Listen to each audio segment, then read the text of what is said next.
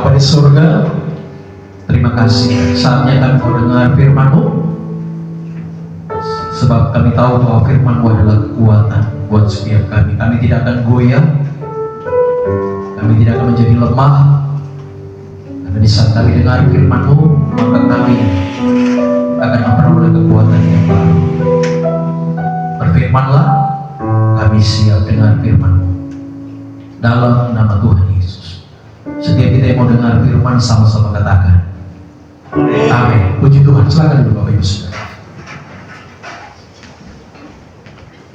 Shalom. Shalom. Puji Tuhan. Apa kabar Bapak Ibu Saudara? Luar biasa. Luar biasa. Puji Tuhan ya. Saudara, saudara boleh kembali ada di rumah Tuhan di minggu ini. Karena Tuhan baik, Tuhan menolong, Tuhan memberkati kita ya. Sepanjang minggu ini Tuhan berkati kita. Yang diberkati Tuhan sama-sama katakan amin. Amin. Haleluya. Puji Tuhan. Saudara, hari ini saya akan masih bicara tentang tema di bulan ini ya, saudara masih ingat tema kita bulan ini? Saya akan bicara tentang penuaian ya. Jadi hari ini saya mau bicara tentang menuai di tempat yang tepat. Sama-sama katakan menuai di tempat yang tepat. Menuai di tempat yang tepat. Ya. Hari ini kita akan menuai di tempat yang tepat, saudara. Karena kalau kita menuai di tempat yang tidak tepat nanti salah. Ya. Yang kita tuai bukan sesuatu yang baik, tapi justru nanti kita akan menuai hal-hal yang tidak baik. Kalau kita menabur hal yang baik, maka pasti tuaian kita yang baik. Betul?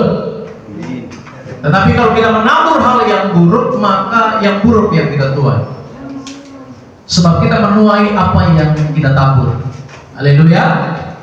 Hari ini saudara, saya mau ajak kita supaya kita menuai di tempat yang tepat. Haleluya. Yang setuju katakan amin. Amin. Haleluya. Baik saudara, langsung saja ya, supaya singkat waktunya, langsung saja kita buka Alkitab kita di dalam. Hari ini saya nggak siapin PowerPoint, saya langsung masuk ke topika. Khotbah saya topika, saya langsung masuk ke pembahasan firman Tuhan. Ya, kita Rut pasal pertama. Nanti dibuka, kita perlu mulai ayat yang pertama. Kita akan baca secara terus sampai nanti saya bilang berhenti, kita berhenti baca. Sudah. Ini namanya khotbah topikal ya. Saya akan khotbah sesuai topik, tidak akan lari dari topik ini. Rut dan Naomi judulnya. Saudara yang tidak bawa Alkitab, di depan ada Rut, ya, sudah ditulis di multimedia.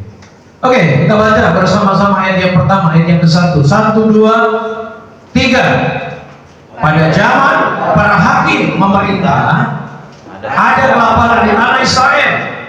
Lalu pergilah seorang dari Betlehem Yehuda beserta istrinya dan kedua anaknya laki-laki ke daerah Moab untuk menetap di sana sebagai. Ayat yang kedua, silakan. Orang itu ialah nama istrinya Naomi dan kedua anaknya Mahlon dan Kilion. Semuanya orang-orang berkata dari Betlehem Yehuda, dan setelah masuk ke daerah Moab, diamlah mereka di sana. Ayat yang ketiga. Kemudian matilah Elimelek, suami Naomi, sehingga perempuan itu tertinggal dengan kedua anaknya. Cukup sampai di sini.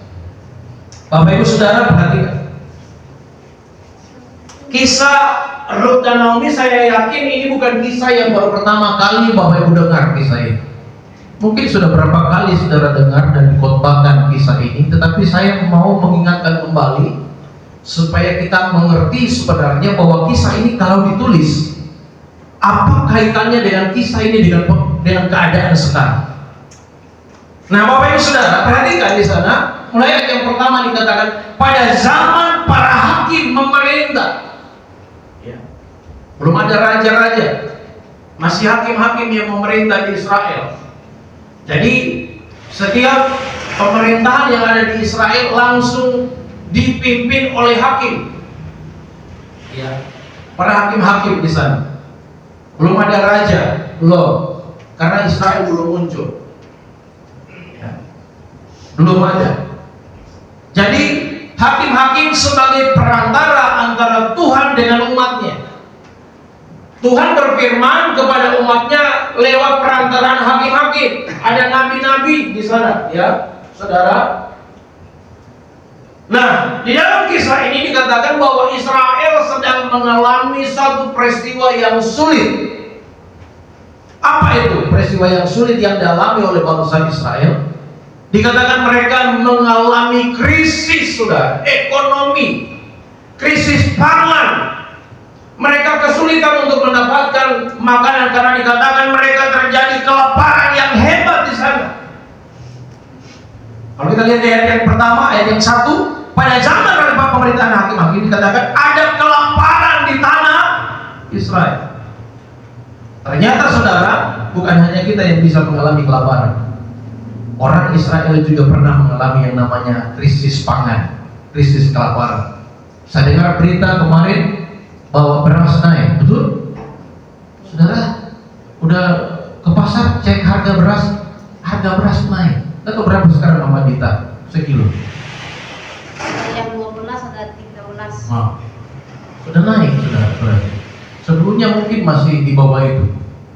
Tapi sekarang ada kenaikan dan dikatakan bukan hanya beras nanti akan naik ke depan ini. Semua akan ikut naik akibat dari peperangan yang terjadi di Timur Tengah. Akibat perang di Palestina dan Israel itu akan berdampak di negeri kita. Nanti akan terjadi kenaikan barang, saudara. Bahkan diprediksi dalam waktu dekat ini akan kenaikan bensin, BBM. Sekarang bensin udah 10.000. Betul ya? Kalau nggak salah. Nanti akan naik. Saya nggak tahu mau naik 15.000 atau berapa, saudara. Nah, kalau ini terjadi akan berimbas pada hal-hal yang lain akan ikut naik.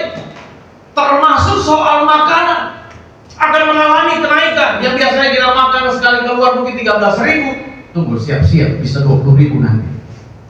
Mungkin nasi padang nggak ada lagi yang pakai 10.000. Haleluya, haleluya. Tapi saudara, saya mau kasih tahu, saudara jangan panik ya dengan khotbah ini. Saudara jangan takut. Mau naik, nggak usah saudara pusing. Saya mau kasih tahu, mau harga sembako naik, saya mau kasih tahu nggak usah pusing, saudara. Tenang saja. Amin. Nggak usah panik. Kenapa saya bilang tenang? Karena hidup saudara berbeda dengan orang yang hidup di luar Tuhan. Orang yang di dalam Tuhan ada jaminan. Amin. Tuhan pasti pelihara. Tapi bukan berarti kalau Tuhan pelihara lalu kita tidur-tidur. Enggak. Tetap giat, tetap bekerja. Amin.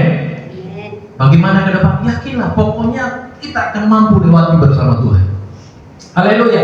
Nah, perhatikan saudara. Di dalam kisah ini dikatakan ketika terjadi kelaparan di Israel, maka apa yang terjadi? Dikatakan lalu pergilah seorang dari Betlehem Yehuda beserta istrinya dan kedua anaknya. Nah, ini salah satu contoh dari keluarga anak Tuhan lari dari masalah. Siapa namanya? Ayat yang kedua namanya Elimelek. Elimelek ini saudara tahu punya nama yang bagus. Nanti saudara kalau diberkati Tuhan dikasih anak lagi, kasih nama anaknya Elimelek. Bagus nama arti Elimelek. Elimelek artinya Tuhan Rajaku. Keren gak tuh? Elimelek artinya Tuhan Rajaku. Kalau dia menjadikan Tuhan sebagai rajanya, seharusnya tidak ada kekhawatiran. Karena dia yakin rajanya pasti akan melindungi rakyatnya. Amin.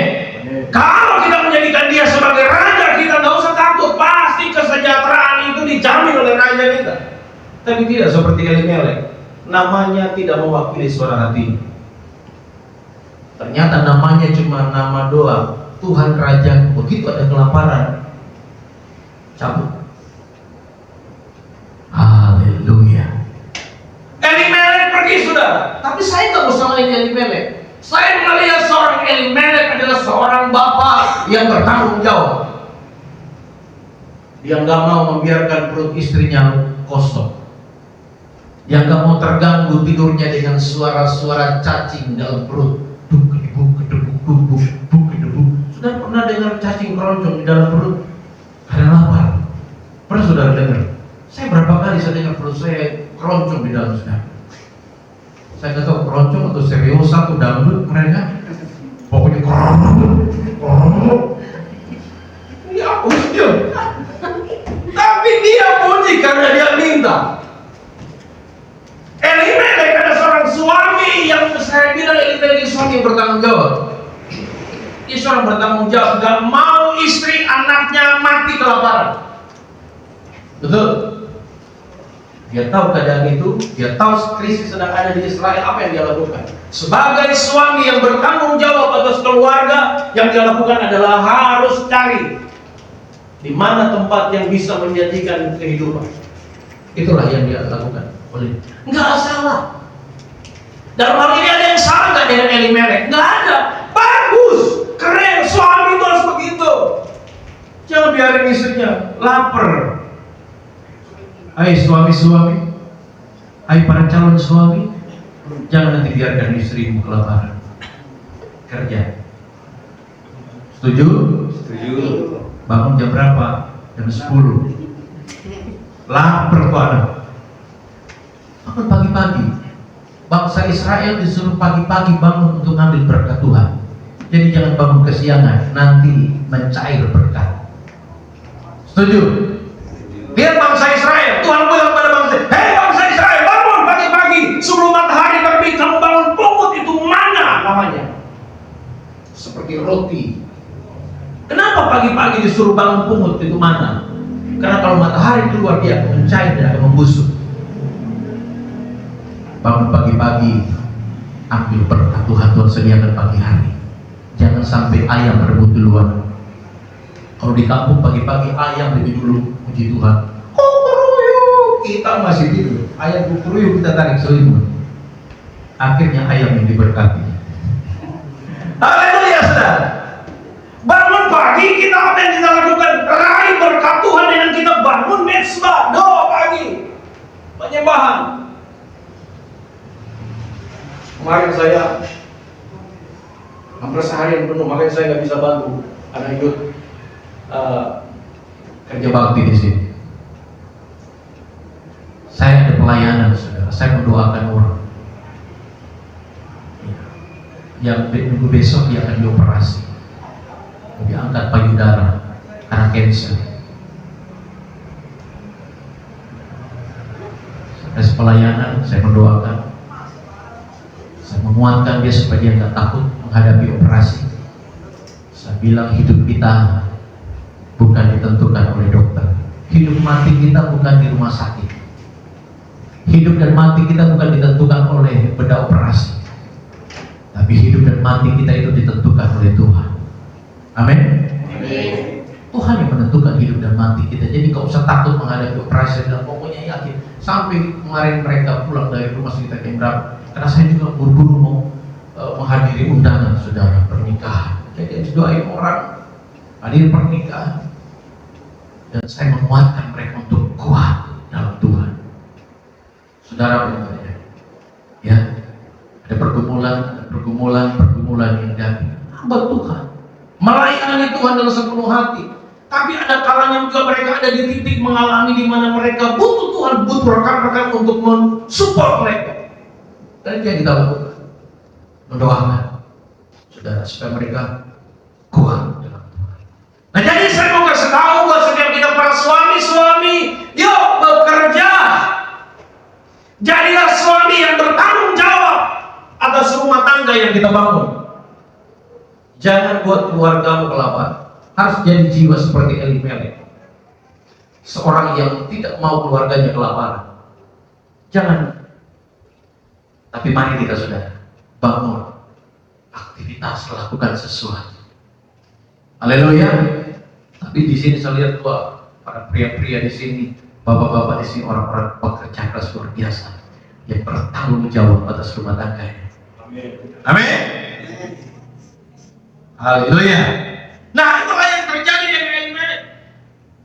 Sudah. Ketika masalah krisis kelaparan yang ada, maka dikatakan dia pergi ke daerah lain. Hanya, tetapi masalahnya di mana? Ini nih tempat pelarian yang jadi masalah.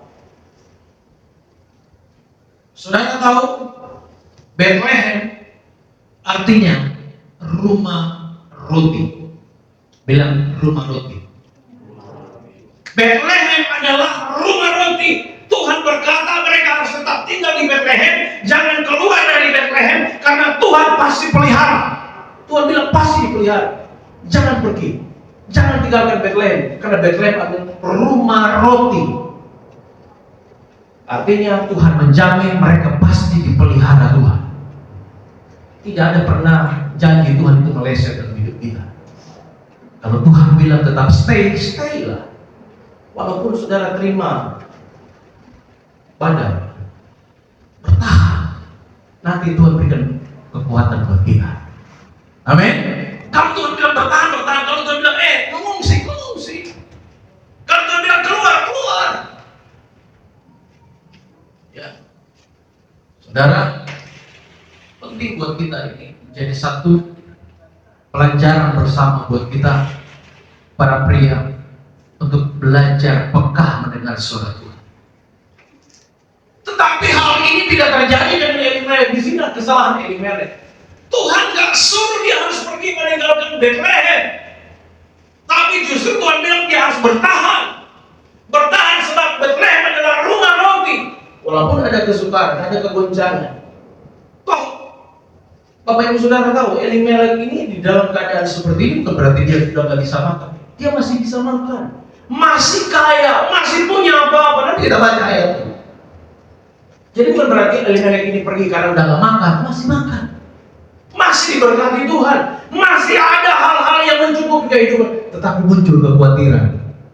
Dia berpikir, nanti setelah kalau kesulitan ini berkepanjangan, gimana nanti makin habis rekening di ATM, habis bagaimana ini? Nanti udahlah, daripada habis mending, padahal masih ada. Belum kere-kere banget Elimelek, masih cukup. Tapi muncul yang namanya kekhawatiran. Kadang-kala penyakit ini juga pernah kita alami. Betul kan? Tabungan masih ada, tapi kita udah khawatir untuk beberapa tahun yang nanti yang kita nggak tahu besok terjadi apa. Jalanilah hidup yang padanya.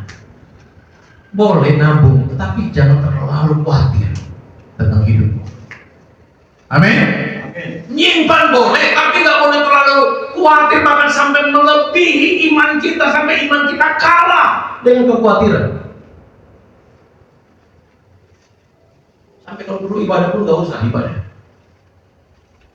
Cari duit aja. Gak usah ibadah, cari duit. Kenapa? Khawatir. Kurang. Peluang. Ini minggu peluang banyak. Kalau gak buka toko, aduh. Saya juga berani bilang gak boleh kita kerja hari minggu kurang. Tapi carilah dahulu kerajaan Allah dan kebenaran. Matius 6 ayat 3 bilang, carilah dahulu kerajaan Allah dan kebenaran, maka semua itu ditambahkan Tuhan. Amin. Pagi nggak bisa ibadah nggak apa-apa, mungkin ntar sore ibadah. Pagi boleh kerja boleh, nanti sorenya ibadah. Haleluya. Ibadah. Sini saya lihat banyak orang sibuk kerja. Semua kita para pekerja sibuk. Sama, saya juga kerja. Dulu sebelum saya gembala, apakah saya hari Minggu ke gereja? Ke gereja sudah, saya ibadah, saya pelayanan. Dari terbit matahari sampai terbenam, saya ibadah. Bahkan saya lebih banyak ibadah saya. Sampai 7 kali saya ibadah hari Minggu. Di rumah teman, sampai cocoklah lagu dari terbit matahari sampai terbenam. Saya di rumah Tuhan terus. Haleluya. Saya senang ibadah, saya senang pelayanan. Mudah-mudahan jemaat Tuhan juga senang ibadah. Amin. Senang melayani Tuhan. Ketika ada masalah, apa yang terjadi dengan Elimelek? Elimelek dikatakan dia pergi dan lihat Dia pergi, bukan dia bilang, Ma, aku mau pergi ya, Mama tinggal di sini ya, entah mau mati ke, bodo amat, gua pergi. Elimelek bertanggung jawab, maka dia bawa istrinya, dia bawa anaknya, pokoknya mau makan gak makan, yang penting kumpul. Bagus. Dia peduli dengan istrinya, dia peduli dengan anak-anaknya, tetapi salah.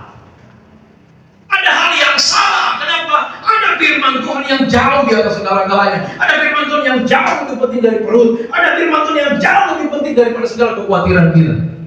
Harusnya taati firman. Rumah roti loh Tuhan gitu. Bethlehem, rumah roti loh. Artinya Tuhan menjamin bahwa di Bethlehem kamu tidak akan susah. Walaupun ada krisis kelaparan, kamu pasti dikasih makan. Jadi saya mau kasih tahu, mau nanti Indonesia mau krisis kayak gimana, tetap stay dalam Tuhan. Tuhan pasti pelihara kita. Amin. Bisa apa aja ngomong. Coba kalau Bapak yang alami, saya harus katakan ini, karena itu benar. Haleluya. Lalu saudara, apa yang terjadi? Mereka pergi kemana? Kedua anak lalu mereka ke daerah Moab. Aduh saudara, lihat lagi. Mereka perginya kemana? Ke Moab. Saudara tahu Moab? Saudara tahu Moab? Kenapa Tuhan larang sebenarnya mereka pergi ke Moab? Mereka larinya ke Moab. Siapa Moab? Saudara tahu Moab? Moab itu adalah anak dari keturunan dari siapa? Lot. Ya. Ini keturunan Lot. Siapa Moab? Moab adalah hasil dari hubungan badan antara bapak dan anak. Perkawinan antara bapak dengan anak. Saudara, bapak kawin dengan anak kandung, lahirlah anak namanya Moab. Tuhan senang? Tuhan murka pada Lot. Tuhan marah perkawinan saudara. Bayangkan saudara, lahirlah anak namanya Moab. Moab ini punya anak generasi terus punya anak-anak menjadi satu bangsa besar, itulah bangsa Moab. Orang-orang Moab, keturunan dari Moab, keturunan dari pernikahan antara bapak dan anak kandung. Tuhan berkenan? Tidak. Tapi lihat Elimelek, yang namanya Elimelek, Tuhan rajaku. Dia pergi ke mana? Ke Moab, ke negeri daerah orang yang kawin apa-apa kawin sama anak kandung. Kafir. Dia pergi pada orang kafir sudah. Tuhan marah. Tuhan tidak senang melihat peristiwa ini terjadi. Tuhan mau supaya Elimelek bersama Tuhan yang bertahan di rumah roti. Lalu apa terjadi? Mereka pergi karena kekhawatiran. Apa hasilnya? Apakah mereka di sana baik-baik saja? Ketika mereka sampai di Moab, apa keadaan berubah? Saudara baca ayat yang kedua. Nama orang itu Elimelek dan seterusnya, semuanya orang-orang Efrata dari Bethlehem, Yehuda, dan setelah sampai daerah Moab, diamlah mereka di sana. Lihat, mereka diam di sana. Ayat yang ketiga. Ini hasilnya. Ayat yang ketiga. Kemudian diberkatilah Elimelek berlimpah-limpah. Begitu. Matilah Elimelek. Upah dosa ialah kematian karena ketidaktaatan pada firman. Bukannya mendapatkan sesuatu harus seperti yang diharapkan. Dia berpikir kalau dia pergi ke Moab akan mengalami kelimpahan, hidupnya akan diberkati. Tetapi justru ya saudara, ketika dia sampai di Moab, menetaplah dia di sana lalu mati oleh Elimelek. Di mana Tuhan rajaku? Bukan kalian semakin baik, mati pula. Janganlah Naomi. Sudah tahu arti nama Naomi? Menyenangkan, sukacita, manis. Nama Naomi itu artinya manis. Tapi lihat, namanya sesuai dengan kenyataan hidup, bukan manis yang dialami. Pahit. Kenapa bisa berubah? Dari manis berubah pahit. Karena dia meninggalkan Bethlehem. Dia meninggalkan rumah roti. Dia meninggalkan janji Allah. dan hidup di dataran Moab. Apa yang terjadi? Mati dia. Janda mati, seorang janda ditinggal suami. Kalau ditinggal dengan harta berlimpah, mungkin dia akan jadi janda kaya. Ini bukan janda kaya, ini janda miskin. Nggak ada apa-apa. Ninggalin anak 2. Siapa yang mau kasih makan? Naomi harus banting tulang, menafkahi keluarganya sebagai seorang janda. Kalau ditinggalkan janda kaya enak, saudara, betul ya? Kalau ditinggal sebagai seorang janda kaya ya enak, harta banyak. Tapi ini ditinggal sebagai janda miskin. Di mana tanggung jawab Elimelek? Apa yang ditinggalkan Elimelek buat keluarganya? Apa-apa. Yang ditinggalkan adalah penderitaan sebagai warisan. Beban bertumpuk, nambah beban dia. Elimelek. Ya, tadi ketiga. Mati Elimelek suami Naomi sehingga perempuan itu tertinggal dengan kedua anaknya. Saudara lihat, apa yang terjadi selanjutnya? Ketika mereka tinggal di sana, menetap dia di sana, Elimelek mati, lalu tinggallah Naomi. Naomi yang artinya tadi apa? Manis. Tapi keadaan bukan semakin manis, tetapi justru semakin baik. Dia harus ngurusin anak yang 2 di daerah-daerah orang Moab yang tidak percaya kepada Allah. Lihat akibatnya. Anaknya bertumbuh menjadi anak yang bukan kenal Tuhan. Justru anaknya bertumbuh menjadi anak yang tidak taat pada perintah Allah. Siapa nama anaknya? Mahlon dan Kilion. Anak 2 tumbuh lagi dewasa, lalu Batona. Tahu Batona? Orang Manado bilang pacaran. Pacaran dia. Dengan siapa? Dengan orang Moab. Sudah tahu? Dia pacaran dengan orang Moab. Siapa nama kedua orang anak pacarnya itu? Yang satu namanya Orpa, yang satu namanya Ruth. Orpa dan Ruth ini orang Moab. Orang yang nggak kenal Tuhan, dia nyembah ilah-ilah lain. Tapi lihat anak dari Elimelek tadi, bertumbuh di dataran Moab, dan dia hidup bergaul dengan orang, pacaran dengan orang, dan dia nikahi orang Moab. Itu larangan firman Tuhan, nggak boleh. Gelap dan terang nggak boleh disatukan. Tuhan bilang nggak boleh kamu nikah dengan orang Moab. Kenapa? Kafir, mereka tidak percaya kepada Allah, nggak boleh nikah. Tapi lihat, mereka langgar dan mereka nikah dengan orang kafir. Nggak taat. Kenapa? Karena tertarik dengan hal-hal dunia. Cantik. Ruth itu cantik loh, saudara. Orpa, wah cantik. Walaupun dia nggak kenal Tuhan, nggak apa-apa lah. Yang penting dia cantik. Makanya saya bilang sama ada youth, kalau mau pilih cowok harus punya kriteria 4. Pasti ingat gak? Youth 4 apa? Gak ada yang ingat. Harus cari kriteria pasangan hidup yang betul-betul cinta Tuhan, takut akan Tuhan. 4T, takut akan Tuhan. Haleluya. Ini Mahlon dan Kilion, dia nggak cari yang cinta Tuhan, dia cari yang cantik. Dia dapat yang cantik. Namanya Ruth dan Orpa. Dia nggak peduli agamanya apa, yang penting gua suka, yang penting gua senang, cocok ini di mata saya. Nggak peduli agamanya apa, kawin.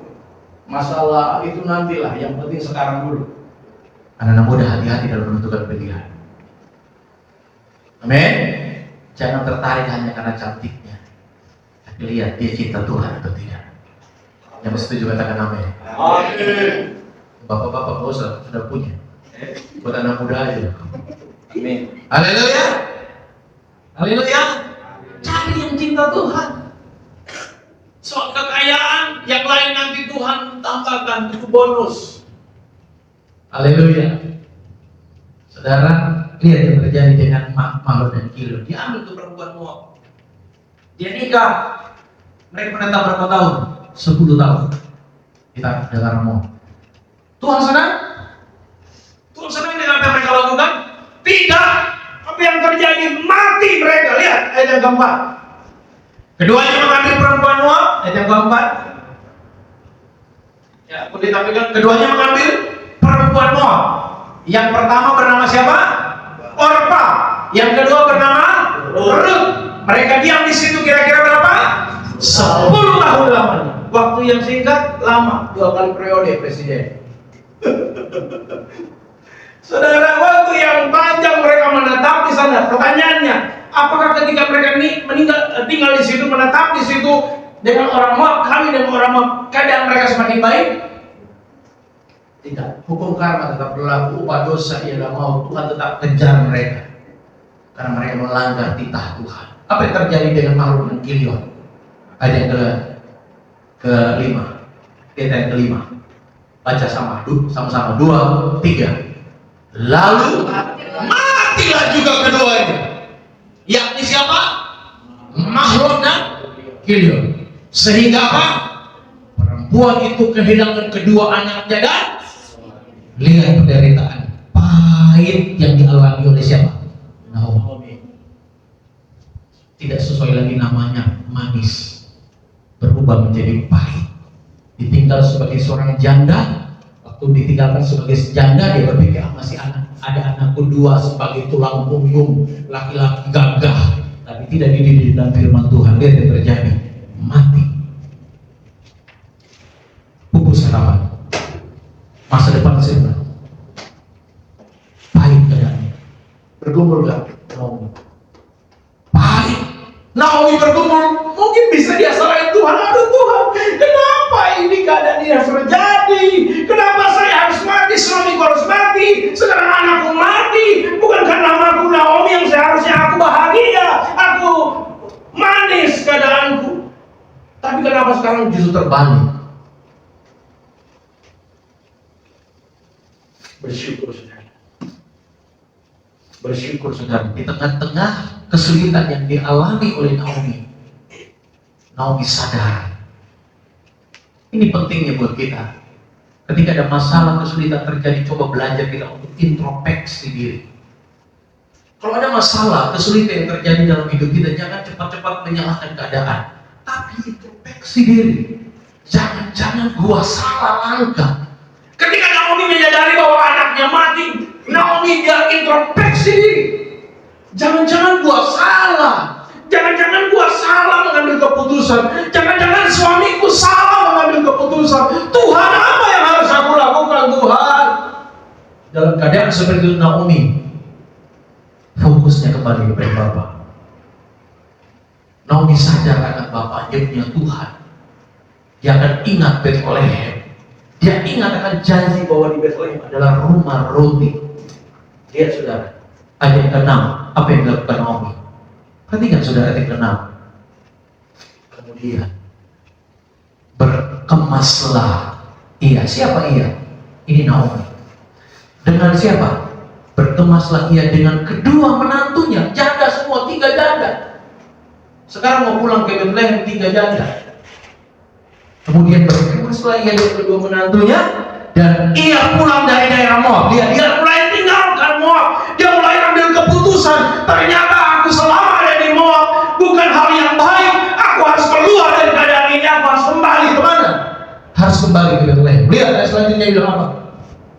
Sebab di daerah Moab ia mendengar bahwa Tuhan telah memperhatikan umatnya dan memberikan makanan kepada mereka. Di mana? Di Bethlehem. Ketika mereka ada di Moab, dia dengar di Bethlehem Tuhan sudah memulihkan keadaan, mengembalikan keadaan. Di sana mereka sudah kelimpahan dengan makanan. Coba kalau mereka nggak pergi. Coba kalau mereka waktu itu nggak pergi, nggak tinggalin, apakah mereka akan mati? Tidak. Pasti dipelihara Tuhan. Saya kasih tahu, waktu mereka keluar itu bukan keadaan miskin, Bapak Ibu. Lihat ayat 10. Coba tolong buka ayat 21. Saudara, kita lihat di sini.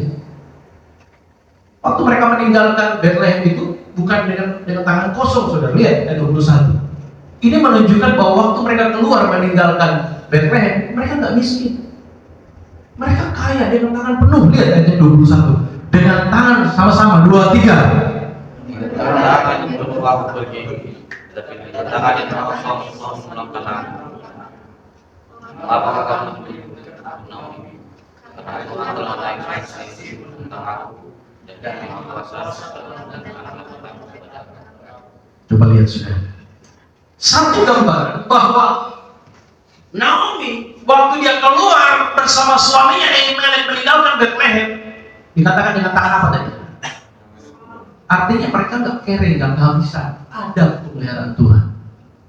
Tapi lihat, ketika mereka pergi meninggalkan, sekarang mereka mau kembali dengan tangan apa? Nggak punya apa-apa. Artinya mereka justru jatuh miskin dan semiskin-miskin. Penderita dan mereka bilang, jangan panggil lagi aku Naomi, katanya. Karena yang datangnya bukan lagi senyum, bukan lagi manis, tetapi yang pahit. Dia bilang, panggil aku si pahit, penderitaan. Haleluya. Saudara, kita kembali lagi ke ayat selanjutnya, ke awal tadi. Naik lagi ke ayat selanjutnya. Sampai ayat berapa tadi kita baca? Ayat yang keempat, ayat yang kelima ya tadi. Nah, ayat 6. Ayat 6. Kembali ayat 6. Lihat. Kemudian bergemaslah ia dengan kedua menantunya dan ia pulang dari daerah Moab. Sebab daerah Moab yang mendengar sudah balik. Ayat yang ke-7. Ayat yang ke-7. Maka berangkatlah ia dari tempat tinggalnya itu bersama-sama dengan kedua menantunya. Ketika mereka sedang di jalan, mereka pulang ke mana, saudara?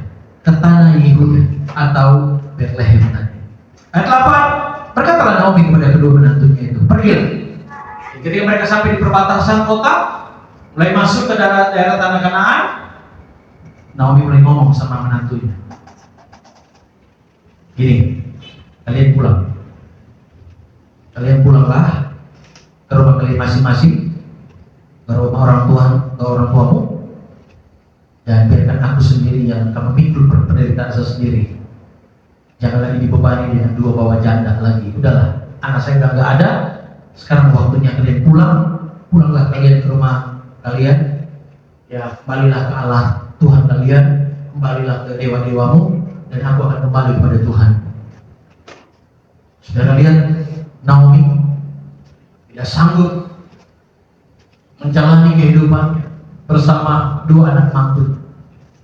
Dia suruh anak mantunya pulang karena dia tahu bahwa dia nggak bisa, tidak sanggup dia. Masih ada kekhawatiran nggak? Ini namanya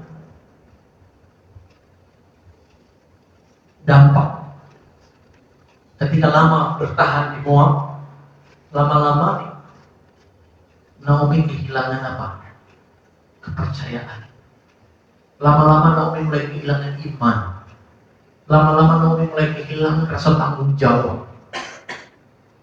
Dia mulai khawatir, nggak yakin bahwa Tuhan pasti tolong dia lagi. Akhirnya apa? Keraguan itu ada, muncul. Ini pengaruh terlalu lama hidup di dataran Moab. Makanya saudara saya kasih tahu pesannya buat kita.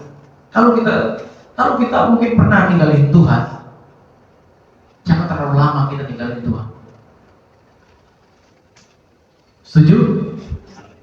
Karena kalau kita terlalu lama ninggalin Tuhan, nanti waktu kita pulang ke gereja, ke Tuhan lagi, itu rasanya kita baru mau start lagi dari nol. Kita baru memulai lagi rohani kita dari nol. Kenapa? Terlalu lama kita meninggalkan Tuhan. Baru mau start lagi, sedangkan sebagian umat Tuhan itu level rohaninya udah di angka-angka 8, 9, udah ke 10. Kita baru mau start di nol lagi. Padahal dulu kita sama-sama. Haleluya. Dan kemungkinan kebiasaan sikap kita pasti beda. Ada perubahan-perubahan lain yang nanti akan berbeda dengan orang-orang di dalam Tuhan, dengan orang yang baru kembali, pasti beda kehidupannya. Kebiasaan Moab bisa juga terbawa. Dosa itu bisa masih dibawa-bawa di dalam gereja. Haleluya. Kalaupun kita pernah jatuh, sudah cepatlah kita berbalik. Kalau pernah kita jauh dari Tuhan, sekarang baliklah. Sudah kembali bangun lagi hubungan dengan Tuhan. Supaya kita tidak terlampau jauh jatuh dan sulit untuk bangkit dan bangun kembali lagi. Amin. Untuk masih ada kesempatan.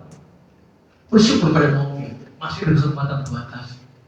Tapi lihat sudah, ketika Naomi berkata kepada kedua mantunya, kalian pulang, ada satu yang tidak mau kembali.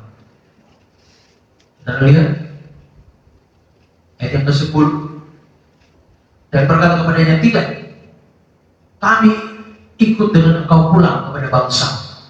Dan 11, tetapi Naomi berkata, pulanglah anak-anakku, mengapa kamu turut dengan aku?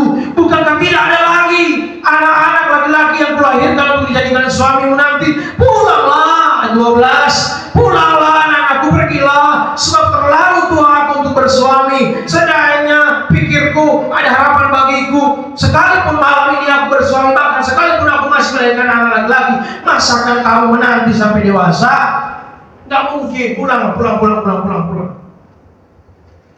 Tapi lihat ayat 14, ada salah satu menantunya yang akhirnya mengambil keputusan, dia kembali kepada ilah-ilahnya. Orpa menangis pula mereka dengan suara keras, lalu Orpa mencium mertuanya itu, minta diri, tapi Ruth tetap berpaut pada. Lihat perbedaan antara Orpa dengan Ruth.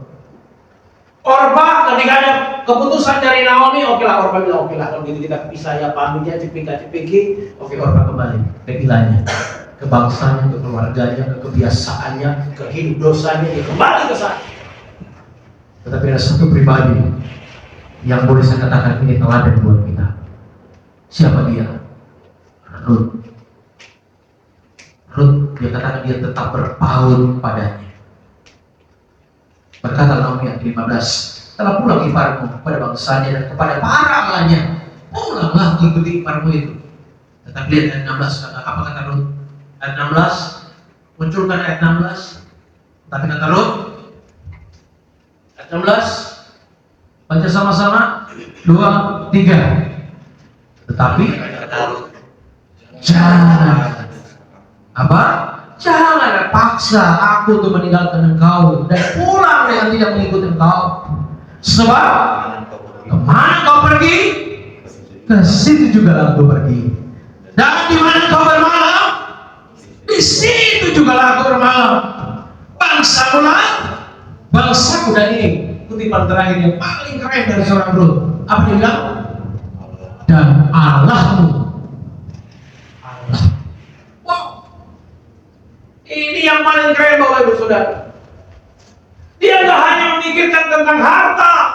Si Ruth tidak hanya memikirkan tentang di mana tinggal. Dia tidak hanya memikirkan hal-hal yang bersifat lahiriah. Tetapi ada hal yang paling penting dari seorang Ruth.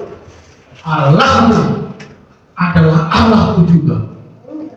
Keren gak Bapak Ibu? Keren gak ini? Keren gak ini Bapak Ibu? Keren sudah. Harusnya kita bersikap seperti Ruth. Bahkan ini mengalahkan iman dari seorang Naomi. Saya mau kasih tahu, iman Ruth itu mengalahkan iman dari seorang Naomi. Makanya gak heran, dari seorang Moab ini yang bernama Ruth, lahirlah silsilah keturunan Raja Daud. Bapak Ibu Saudara, kalau kita baca silsilah kita, dari keturunan Moab tadi, antara bapak kawin sama anak, lahirlah Moab, terus lahirlah Ruth. Dari Ruth kita tarik garis keturunan, lahirlah seorang raja yang bernama Daud. Keren. Dari Daud ditarik lagi garis turun ke bawah, lahirlah siapa? Yesus. Jadi kalau ditarik ke atas, dari Yesus ke atas tarik lagi, neneknya situ siapa? Moab. Ini menggambarkan apa? Tuhan bisa mengubah keadaanmu dari sulit menjadi baik. Mau sekalipun kita pendosa, mau sekalipun kita jahat, sekalipun kita bejat, Tuhan selalu mengubah keadaan kita. Asal kita mau kembali. Amin. Jadi nggak usah takut, aku saya berdosa banget, saya kotor banget, saya dijahit, jijik di hadapan Tuhan. Tuhan mau lihat keadaanmu. Tapi Tuhan mau lihat respon untuk kembali kepada Dia. Mau kau ke gereja-gereja, tapi kau tidak, hatimu tidak berbalik, tidak berpaut kepada Tuhan, Tuhan pun gak pakai kita. Karena Tuhan juga lihat hati kita. Amin. Saudara, jangan pernah saudara merasa terhilang. Jangan. Kembalilah ke Tuhan. Kembalilah, karena tidak sia-sia. Kesetiaan kita di dalam Tuhan itu tidak pernah sia-sia. Itu sebabnya saya katakan dalam tema kita harus menuai di tempat yang tepat. Jangan menuai ke Moab. Setuju? Saudara harus menuai di mana? Di Mahanaim. Katakan amin. Amin. Itu dong. Saudara harus menuai di dalam di mana Tuhan mengutus saudara. Kalau Tuhan sudah bawa saudara di Mahanaim, berarti Tuhan mau berkati saudara di Mahanaim. Haleluya. Tapi kalau Tuhan bilang enggak, keluar dari Mahanaim, pindah di tempat yang lain, silakan. Nggak masalah. Tapi kalau saya mau tetap belajar taat dan peka dengan suara Tuhan. Haleluya. Haleluya saudara. Siap menuai di tempat yang tepat? Siap? Nanti kita lihat, saya akan melihat di sini gereja Tuhan akan menuai. Akan diberkati Tuhan. Yang kemarin dia jalan kaki, sekarang naik motor. Mulai Tuhan. Yang kemarinnya mungkin masih susah, masih tinggal di kontrakan, sekarang sudah punya rumah sendiri. Haleluya. Yang hari ini masih naik motor, saya suatu saat saudara akan melihat sudah bawa roda 4 menuai. Haleluya. Waktu dia datang masih sendiri, nanti suatu saat dia akan menuai, udah bawa 4 orang, istri dan 2 anaknya, Mahlon dan Kilio. Amin. Tapi ingat, kalau sudah dikasih berkat Tuhan, jangan pernah lari dari Tuhan ketika ada masalah. Amin. Amin. Tetap Tuhan menjamin dan memelihara setiap kita. Gak usah ke Moab, gak usah menggantungkan hidupmu kepada hal-hal yang bersifat dunia. Moab itu bicara tentang hal dunia. Jangan gantungkan hidup saudara ke hal-hal dunia. Tapi ketika ada masalah, tetap hanya dekat Allah saja aku tenang. Amin. Lagu kita tadi itu keren tuh. Ialah kekuatan dalam kita. Haleluya. Saudara diberkati hari ini. Amin. Ini khotbahnya topikal ya. Jadi nggak pakai poin 1, poin 2 enggak. Saya bawa topikal. Saya bawa khotbah kita dalam bentuk pengajar dari ayat-ayat selanjutnya. Ini khotbah topikal. Saudara diberkati hari ini. Amin. Mau tetap setia dalam Tuhan. Amin. Mau menuai. Amin. Mau menuai di tempat yang tepat. Amin. Sampai akhir khotbah nanti di 2 kali lagi khotbah tamu datang dia akan khotbah tentang menuai di tempat yang tepat. Itu bersih berbeda. Jadi jangan sampai nggak datang minggu depan. Minggu depan ada yang udah hambanya, tamu dari luar, dan minggu terakhir juga dari luar. Itu seorang anak muda. Anak muda dia dulu mantan vokalis salah satu band ternama di Indonesia. Lalu akhirnya dia memutuskan untuk meninggalkan bandnya. Dulu zaman ada Chris Patti dan sebagainya. Dia kelompok itu, nama bandnya saya lupa. Hanya dia tinggal, dia seorang vokalisnya, dia tinggalkan dan sekarang dia komitmen untuk dia minggu Tuhan. Saya bilang, bro, nanti minggu kelima khotbah di mana yang bilang, siap, gereja kecil loh. Pak, saya nggak lihat gereja kecil, tapi saya melihat di mana ada hati yang siap rindu kepada Tuhan Abda. Saya bilang, keren bro, saya tunggu minggu kelima, butar-butar. Ya, dia akan khotbah minggu kelima, minggu keempat. Gembala JKI yang khotbah. Ya, saudara hadir, khotbahnya sama, tema ini yang sama. Ya, kita akan menuai di tempat yang tepat. Tuhan Yesus berkati kita semua. Yuk, kita bangkit berdiri. Saya ganti musik. Haleluya, haleluya. Terima kasih. Ku kan bertahan tadi dalam tekanan. Masih ingat lagu ini lagi? Awalnya gimana?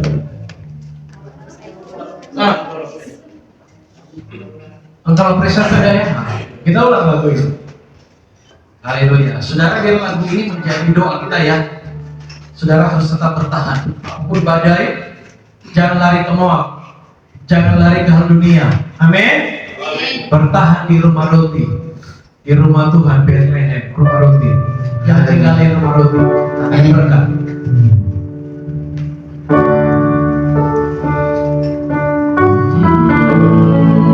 Katakan engkau lah perisai itu.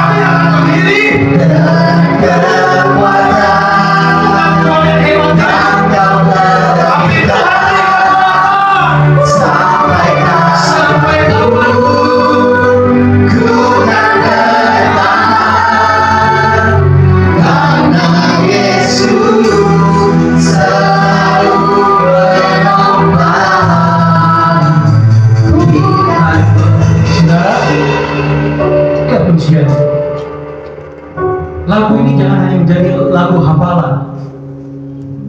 Kalau ada badai, saudara mau bertahan gak? Ada masalah, saudara mau bertahan gak? Atau nggak kuat bertahan? Ada tekanan, orang lain menekan, menindas kita, mau bertahan gak? Jangan cuma sekedar lagu hafalan. Tuhan nggak butuh hafalan, tapi mau kita hayat, renungkan dan praktekkan lagu ini, saudara. Bertahan. Kalau kita lari tidak akan menyelesaikan masalahmu. Saudara lari tidak akan menyelesaikan masalahmu. Justru kematian yang terjadi. Itulah yang dialami Elimelek dan kedua anaknya. Semakin mereka jauh meninggalkan Tuhan, bukan hal yang baik menimpa mereka, yang mendatangkan mereka kesukaran. Itu sebabnya saya katakan, tinggallah di dalam Tuhan. Tetap di dalam Tuhan. Apapun keadaan, cari Tuhan. Tuhan mau tolong atau tidak tolong, tetap dalam Tuhan. Amin. Seperti Sadrak, Mesak, Abednego berkata, sekalipun Tuhan yang kami sembah tidak menolong kami tidak akan sekali-kali menyembah patung Tuhan Nebukadnezar. Saudara, sekalipun Tuhan tidak menolong dan tidak memberkati kita, kelihatannya seperti itu, tapi kita tidak pernah meninggalkan Tuhan. Allah kita Allah yang tidak pernah berubah kasih setianya. Janjinya bukan kaleng-kaleng, saudara. Lihat, Bethlehem dipulihkan Tuhan, diberkati, di sana ada makanan, ada jaminan bahwa Tuhan pasti memberkati. Amin. Ya, kembali dari hujan ini. Haleluya. Engkau dalam perisai berkatakan, engkaulah perisaiku. Haleluya. Sama pada hidup menepatku. Firman-Mu Tuhan, kami tahu. Kami menunggu firman-Mu sebagai Tuhan dan hidup kami. Tenangkan jiwamu.